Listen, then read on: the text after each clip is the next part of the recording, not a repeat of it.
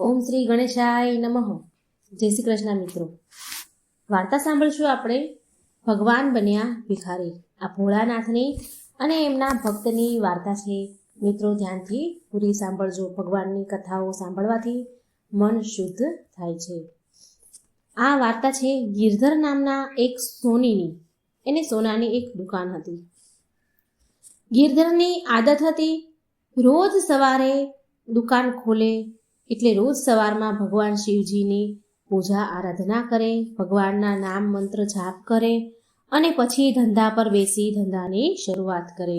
ગિરધર ભગવાનની પૂજા તો બહુ કરતો હતો, પણ ક્યારેય પણ કોઈ જરૂરતમંદ કે કોઈ ગરીબની મદદ કરતો ન હતો. કોઈ પણ ગરીબ, કોઈ જરૂરિયાતમંદ એની દુકાનના દરવાજા પર માંગવા આવે તો તેને ભગાડી દેતો હતો.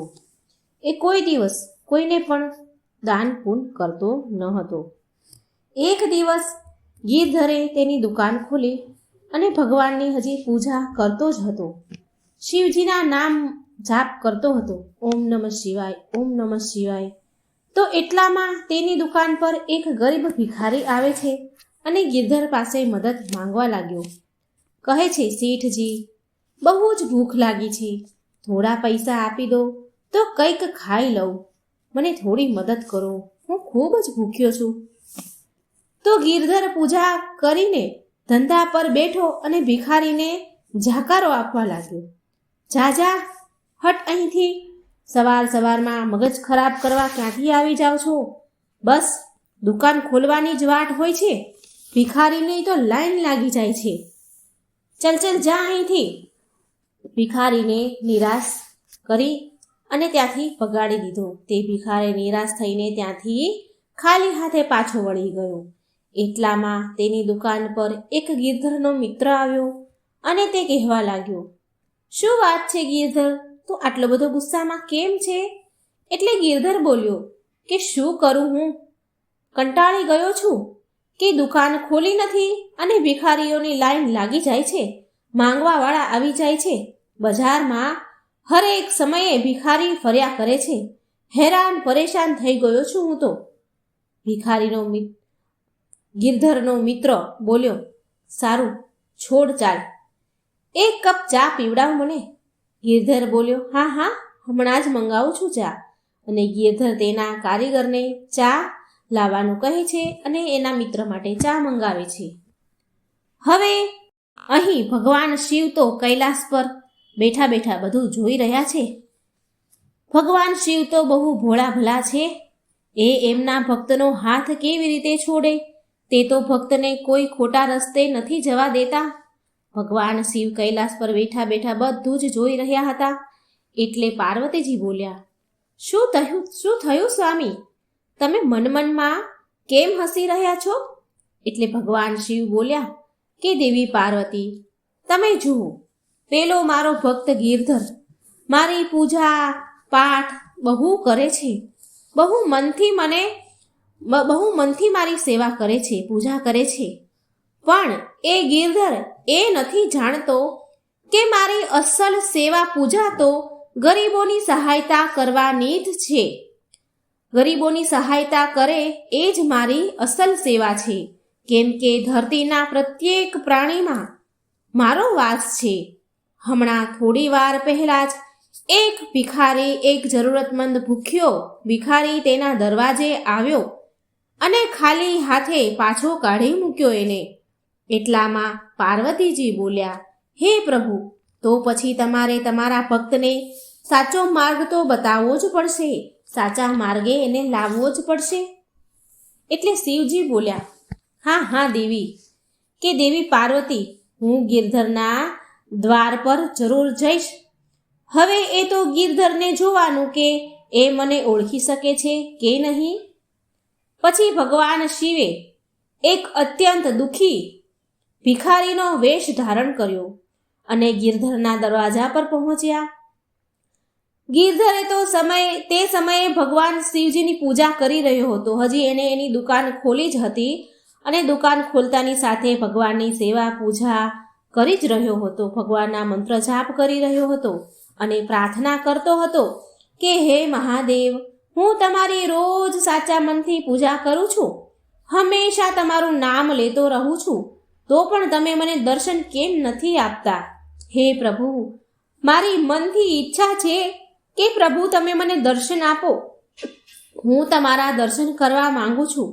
ઓમ નમઃ શિવાય, ઓમ નમઃ શિવાય, ઓમ નમઃ શિવાય એમ કરી અને હજી ગિરધર પૂજા કરી રહ્યો હતો એટલામાં ભિખારી બનેલા ભગવાન શિવ દ્વાર પર આવી ગયા અને બોલ્યા કે બેટા, આજ સવારથી મેં કંઈ જ ખાધું નથી, થોડી મદદ કરી દે, કંઈક ખાવાનું આપી દે, થોડા પૈસા આપી દે તો હું કંઈક ખાઈ લઉં. એવામાં ગિરધર બોલ્યો, લ્યો, ફરી એક માંગવાવાળો આવી ગયો. અરે, હું તો બહુ હેરાન થઈ ગયો છું, શાંતિથી થોડી વાર પૂજા પણ નથી કરી શકતો. જેવી દુકાન ખોલી નથી ને માંગવાવાળા આવી ગયા નથી, માંગવાવાળા ભિખારીઓ આવીને ઊભા જ રહી જાય છે. ચાલ ચાલ જા અહીંથી, સવાર સવારમાં મગજ ના ખરાબ કર મારું. એમ કહીને ફરી ભગવાનના નામ જપ કરવા લાગ્યો. ઓમ નમઃ શિવાય, ઓમ નમઃ શિવાય. એટલે ભિખારી બનેલા ભગવાન બોલ્યા કે તું મને તો ખાલી હાથે પાછો કાઢે છે, પણ જો ભગવાન શિવ સ્વયં તારા દરવાજે આવી ગયા તો તું શું એને પણ ખાલી હાથે પાછા કાઢીશ? એટલે ગિરધર બોલ્યો કે અરે, ભગવાન શિવ આવી રીતે ન આવે. જ્યારે ભગવાન શિવ મારા દરવાજે મારી દુકાને આવશે ને તો ત્યારે મારી દુકાન તેના રૂપ અને તેના તેજથી ચમકવા લાગશે. ભગવાન શિવનું રૂપ બહુ સુંદર છે, સાક્ષાત મહાકાળ છે ભગવાન શિવ. ભગવાન શિવ અને તારામાં બહુ જ અંતર છે. તું છે એક ભિખારી અને એ છે પૂરી સૃષ્ટિને ચલાવનાર ભગવાન શિવ. જો મને એના દર્શન થશે તો હું એમની ખૂબ સેવા કરીશ. એટલે ભિખારી બનેલા ભગવાન બોલ્યા કે જો હું એમ કહું કે મારી અંદર પણ એમનો જ વાસ છે, દુનિયાના પ્રત્યેક પ્રાણીમાં એમનો વાસ છે, તો શું પછી પણ તું મને કંઈ નહીં આપે? ગિરધર બોલ્યો કે અરે, શું ગાંડો થઈ ગયો છે તું? ભગવાન શિવ તારા જેવા તુચ્છ ભિખારીની અંદર વાસ કરશે? અરે બિલકુલ નહીં, હું એ વાત તો માનું જ નહીં. તારે ભીખ જોઈએ છીએ ને માટે તું આટલી મોટી મોટી વાતો કરી રહ્યો છે. ભગવાન શિવ આવી રીતે દર્શન નથી આપતા. એ શું ભિખારી બનીને મારા દ્વાર પર આવશે? અરે ના ના, એ તો ખૂબ સુંદર રૂપમાં મને દર્શન આપશે. શું જાણે પણ છે તું કે ભગવાન શિવ કેવા દેખાય છે? તને ખબર પણ છે કઈ? એટલે ભિખારી બનેલા ભગવાન બોલ્યા કે કેવા દેખાય છે? ક્યાંક આવા તો નથી દેખાતા ને? આમ કહીને ભગવાને તેના અસલ સ્વરૂપમાં આવી ગયા. ભગવાન તેના મૂળ સ્વરૂપમાં આવ્યા અને એટલામાં એટલું બધું તેજ થયું, એટલું બધું પ્રકાશ ફેલાયો કે ભગવાનનું તેજ એટલું બધું હતું કે ગિરધર તેને સરખી રીતે જોઈ પણ નહોતો શકતો. ગિરધર તો મહાદેવનું રૂપ જોઈને ચોંકી ગયો અને હાથ જોડીને હે મહાદેવ કરીને માફી માંગવા લાગ્યો. હે મહાદેવ, તમે મારા દરવાજે આવ્યા અને હું તમને ઓળખી પણ ન શક્યો, મને ક્ષમા કરો પ્રભુ. ગિરધર ખૂબ પછતાયો અને રડવા લાગ્યો. ભગવાન બોલ્યા કે ગિરધર, તું મારો પરમ ભક્ત છે, માટે મારે તને દર્શન આપવા તો આવવાનું જ હતું, પણ એટલું યાદ રાખજે ગિરધર કે હું બધા જ પ્રાણીઓમાં વાસ કરું છું. મારું અનંત સ્વરૂપ બધા જ પ્રાણીઓમાં વિદ્યમાન છે, માટે બધા જ વ્યક્તિઓનો આદર કર. ભૂખ્યાને ભોજન ખવડાવ, તરસ્યાને પાણી પીવડાવ, દાન પુણ્ય કર, પશુ પક્ષી અને જાનવરોને પણ કોઈ કષ્ટ ન પહોંચાડવું, એમને હેરાન ન કરવા, સદાય બીજાનું ભલું કર, ત્યારે જ તારી પૂજાનું ફળ તને મળશે. મેં ભિખારીનો વેશ એટલા માટે ધારણ કર્યો હતો કે જેનાથી હું તને સાચો માર્ગ બતાવી શકું. આટલું સાંભળી ગિરધર તો બહુ રડવા લાગ્યો. ભગવાનની માફી માંગીને કહેવા લાગ્યો કે ભગવાન, હવે હું આવું ક્યારેય નહીં કરું. મારા દરવાજેથી ક્યારેય કોઈ ખાલી હાથે પાછો નહીં જાય. પ્રભુ, હે શિવજી, હું તમને વચન આપું છું, મને તમારા દર્શન થઈ ગયા, મારું જીવન ધન્ય થઈ ગયું. હે શિવ શંકર, સદાય તમારી જય જયકાર કરીશ હું, જય ભોલે શંકર. તે દિવસ પછીથી ગિરધરના દરવાજા પરથી ક્યારેય કોઈ ખાલી હાથે પાછું ન ગયું. તો મિત્રો, આ વાર્તામાંથી આપણને શિક્ષા મળે છે કે આપણે આપણા સામર્થ્ય અનુસાર, આપણી શક્તિ અનુસાર નિર્ધર અને જરૂરતમંદ લોકોની જરૂર મદદ કરવી જોઈએ. જો મિત્રો આ વાર્તા તમને સારી લાગી હોય તો લાઈક કરજો, શેર કરજો અને મારી ચેનલને સબસ્ક્રાઇબ જરૂર. ઓમ નમઃ શિવાય. શક્તિપતિની જય. વૈરાગી બને તો જગત છૂટે, સંન્યાસી બને તો છૂટે તન. મહાકાળથી પ્રેમ થઈ જાય તો છૂટે આત્માના બધા જ બંધન. ચકલીની શિવ ભક્તિ અને ચકલીવાળા ડોશીમાની વાર્તા સત્ય ઘટના પર આધારિત છે. ચકલીવાળા ડોશીમાનું મંદિર પણ છે. આ વાત પણ સાચી છે. મિત્રો, કોણ છે આ ચકલીવાળા ડોશીમા?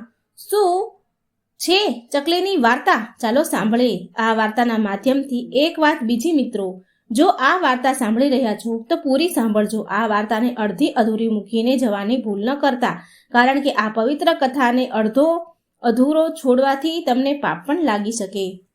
માટે આ કથાને પૂરી સાંભળજો. જો તમે શિવ ભક્ત છો તો ભોળાનાથનો અનાદાર ન કરતા. વાર્તા સાંભળતા પહેલા મારી ચેનલને લાઈક, સબસ્ક્રાઇબ, શેર જરૂર કરી દેજો. ભગવાનનું નામ પણ લખવાનું ભૂલશો નહીં. પ્રીત કરો મહાદેવથી, ના માંગો ફળદાન, તજીને ફળની કામના, કરો ભક્તિ નિષ્કામ. એક ગૌરૈયા પંખીની જોડી મોટા શિવ મંદિરની પાસે એક ઝાડ પર રહેતી હતી.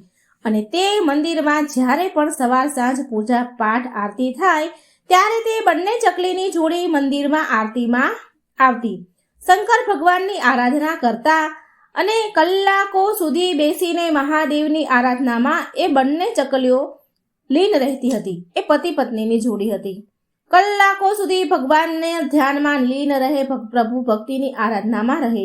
એટલી ભક્તિ કરતા અને નિરાધાર ભક્તિ કરતા કે તેને તેના તનમનનું પણ આજુબાજુનું કંઈ પણ ભાન રહેતું નહીં. અને બંને ચકલીઓનું આ રોજનો નિયમ હતો.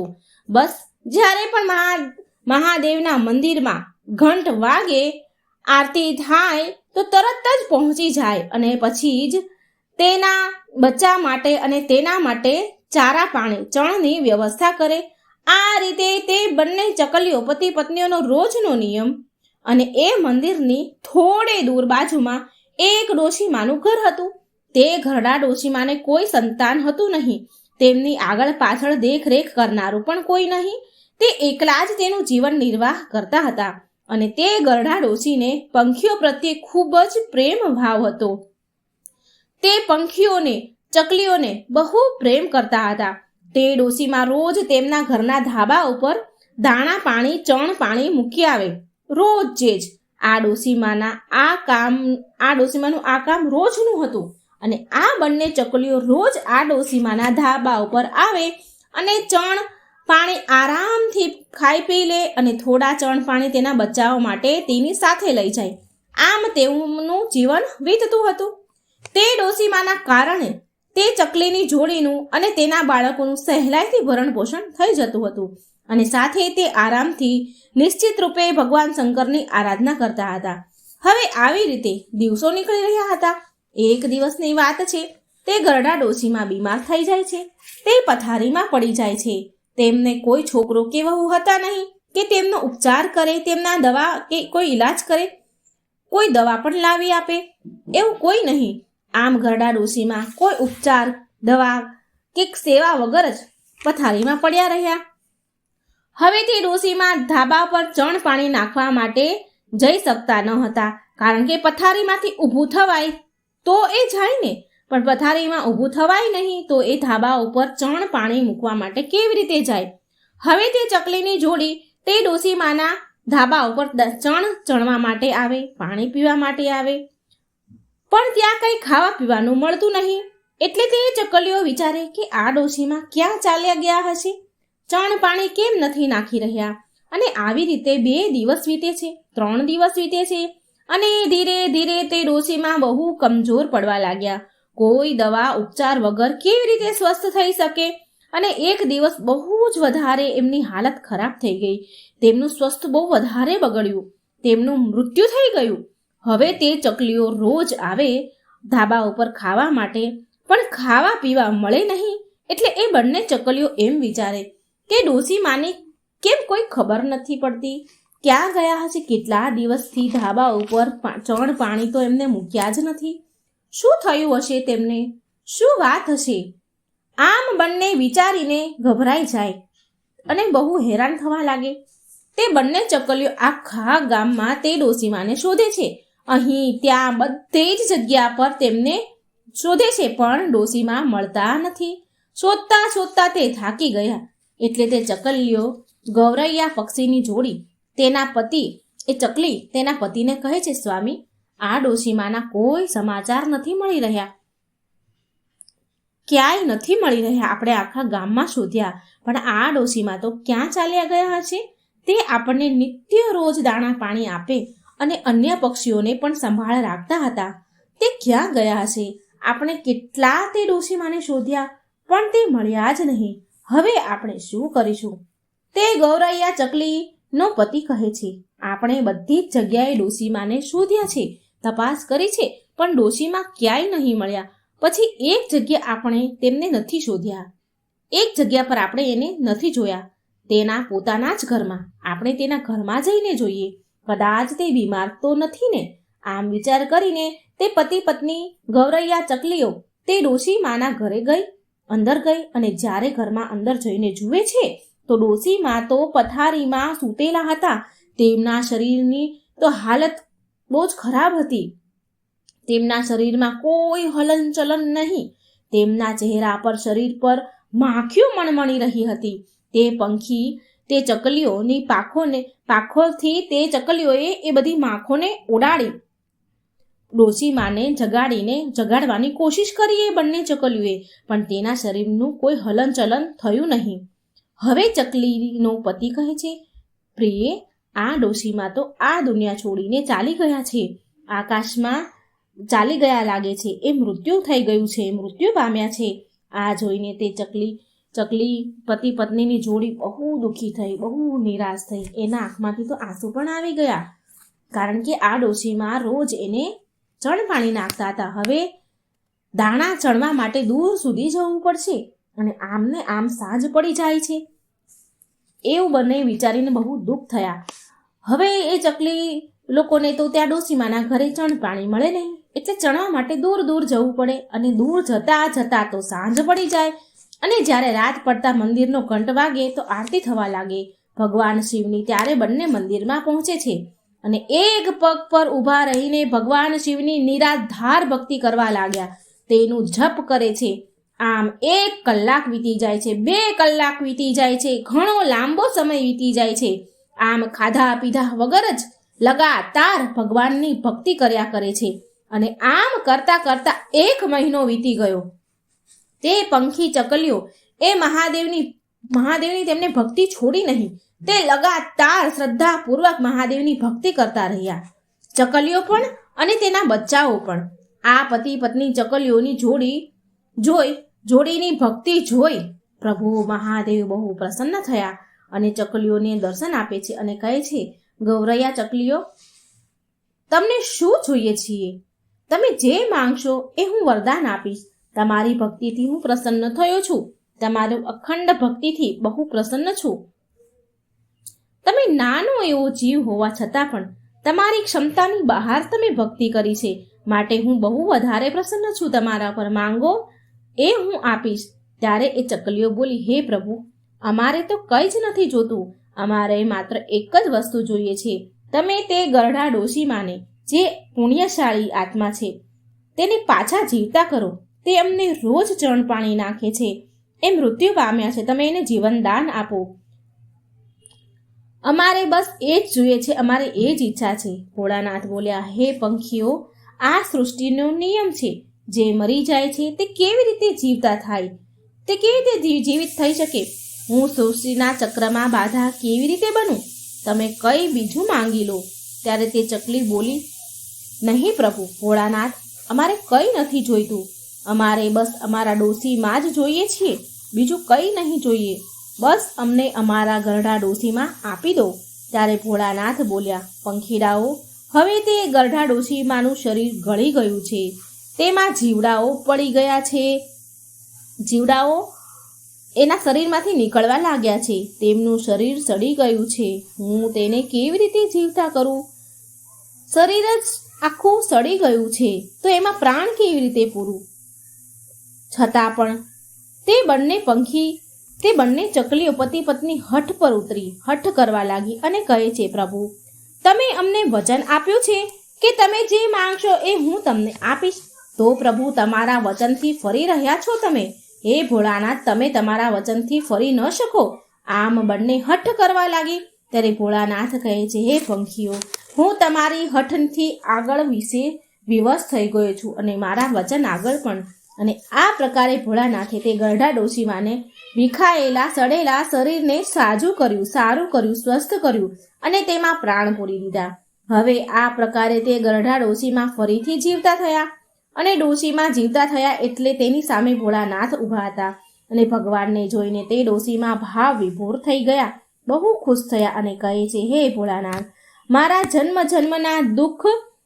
જન્મના પાપ કપાઈ ગયા, તમારા દર્શન પામી હું, તમે મને દર્શન આપ્યા. હે પ્રભુ, મેં એવા કયા પુણ્ય કર્યા હતા કે તમે મને ફરી જીવનદાન આપ્યું? ત્યારે ભગવાન શિવ બોલ્યા, હે ડોશીમા, મેં તમને તમારા કારણે જીવતા નથી કર્યા, મેં તો તમને તે 2 પંખીઓ 2 ચકલીઓના લીધે તમને જીવનદાન આપ્યું છે. એની ભક્તિથી તમને જીવનદાન મળ્યું છે.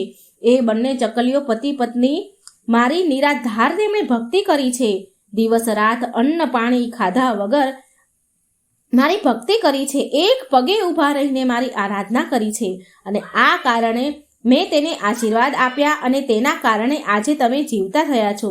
આ ધરતી પર તે પંખીઓ કોઈ બીજા નહીં પણ ગૌરૈયા પંખી ચકલીઓની જોડી તમારા ધાબા પર રોજ ચણ પાણી કરવા માટે આવે છે, ચણવા માટે આવે છે. તેણે મારી શ્રદ્ધા અખંડ ભક્તિ કરી છે અને તેના કારણે તમને જીવનદાન મળ્યું. અને પછી તે ગરડા ડોશીમાએ દંડવટ પ્રણામ કર્યા અને પછી ભોળાનાથ ત્યાંથી અંતર ધ્યાન થઈ ગયા. પછી તે ગરડા ડોશીમા ફરી તેના ધાબા ઉપર ચણ પાણી નાખવા ગયા પંખીઓને અને પછી તે ગૌરૈયા પંખીઓ ચકલીને જોઈને તેના ધાબા ઉપર આવે છે. ડોશીમાને જોઈને ધાબા પર આવી પાણી પીવે છે, ચણ ચણે છે અને ત્યારે તે ડોશીમાએ તે ચકલીઓને કહ્યું, હે પંખીઓ, તમે મને જીવનદાન આપ્યું છે, ભગવાન ભોળાનાથની આરાધના કરી છે, તમે તમારા માટે કંઈ ન માંગ્યું અને મારા માટે જીવનદાન માંગ્યું છે. હે પંખીઓ, હું એવું ઈચ્છું છું કે તમે મારા ઘરે વસો, મારા ઘરે નિવાસ કરો અને તમે નિત્ય મારી આંખોની સામે રહો. આ સાંભળી તે ચકલીઓ ગરડા ડોશીમાને પ્રસ્તાવ સ્વીકાર કરે છે અને તે ડોશીમાના ઘરે આવીને રહેવા લાગી. આ પ્રકારે દિવસો વીતવા લાગ્યા. આ ગરડા ડોશીમાની ચર્ચા, આ ઘટના ગામો ગામ ફેલાવા લાગી. દૂર દૂર સુધી આ વસ્તુની ચર્ચા થવા લાગી કે એક ગરડા ડોશીમા જે મરી ગયા હતા, મરીને પણ જીવતા થઈ ગયા અને તેમનામાં એક અનોખી અલૌકિક શક્તિ આવી ગઈ છે. અને આવી રીતે તે ડોશીમાની પાસે ધીરે ધીરે લોકો તેનું દુઃખ લઈને તેની પાસે આવતા અને તેમના દુઃખનું કારણ બતાવતા અને તે ડોશીમા ભગવાન ભોળાનાથના નામની પૂજા પાઠ કરી અને તે લોકોનું દુઃખ દૂર થઈ જતું હતું. ધીરે ધીરે લોકો સાજા થવા લાગતા હતા. ડોશીમા ભગવાન શિવના નામની એ વ્યક્તિની પૂજા કરી આપે એટલે લોકોનું દુઃખ દૂર થઈ જતું. હવે તે ડોશીમાની ખ્યાતિ દૂર દૂર સુધી વધવા લાગી અને તે ડોશીમા પાસે દૂર દૂરથી લોકો તેની પાસે ઈલાજ કરવા આવવા લાગ્યા, તેમની તકલીફો દૂર કરવા આવવા લાગ્યા. અને આમને આમ બહુ દિવસો વીતી જાય છે, વર્ષો થઈ જાય છે અને પછી ત્યાં ડોશીમા ત્યાં તે જગ્યા પર ડોશીમાએ સમાધિ લઈ લીધી અને તે જ ઘરમાં તે જ જગ્યા પર તે ડોશીમાનું મંદિર બન્યું. એમના જ ઘરમાં સમાધિ લીધી અને ત્યાં જ ડોશીમાનું મંદિર બન્યું અને આજે એ જ સ્થાન પર તે ડોશીમાનું ભવ્ય મંદિર છે. તે મંદિર છે ચકલીવાળા ડોશીમાના નામે, ચીડિયાવાલે બુઢીમાના નામે આ મંદિર ઓળખાય છે. તે મંદિર પર તેમની ગૌરૈયા પક્ષી એટલે કે ચકલીઓની જોડી હંમેશા જોવા મળે છે અને એ મંદિર દૂર દૂર સુધી તેની ખ્યાતિ છે. લોકોનું કહેવું છે કે કંઈ પણ તકલીફ હોય, શારીરિક બીમારી હોય, કોઈ રોગ હોય તો ત્યાં જઈને ભક્તિ કરવાથી, પૂજા પાઠ કરવાથી તે રોગ મટી જાય છે. તો મિત્રો આ ચકલીની જોડીની કેવી રીતે તેની ભક્તિથી તે ડોશીમાને જીવન દાન આપ્યું. ભોળાનાથની કૃપાથી ડોશીમાં જીવતા થઈ ગયા. તે લોકોનું કલ્યાણ કરવા લાગ્યા. તો મિત્રો મૂંગું પક્ષી થઈને જો ભગવાનની આટલી ભક્તિને આરાધના કરતું હોય તો એની પાસેથી આપણે પણ પ્રેરણા લેવી જોઈએ અને આપણી શ્રદ્ધા ભક્તિ પણ આપણે અખંડ અને અડગ રાખવી જોઈએ. ભગવાન પણ વિશ્વાસ પૂરો રાખવો જોઈએ. ભગવાન પર વિશ્વાસ રાખવાથી એ આપણું કામ જરૂર કરે છે અને જરૂર મદદ કરવા આવે છે. તો મિત્રો જો તમને આ વાર્તા સારી લાગે તો લાઈક કરજો, શેર કરજો વિડીયો અને ચેનલને સબસ્ક્રાઈબ જરૂર કરજો. જય શ્રી કૃષ્ણ. રાધે રાધે. Thank you. ઓમ નમઃ શિવાય.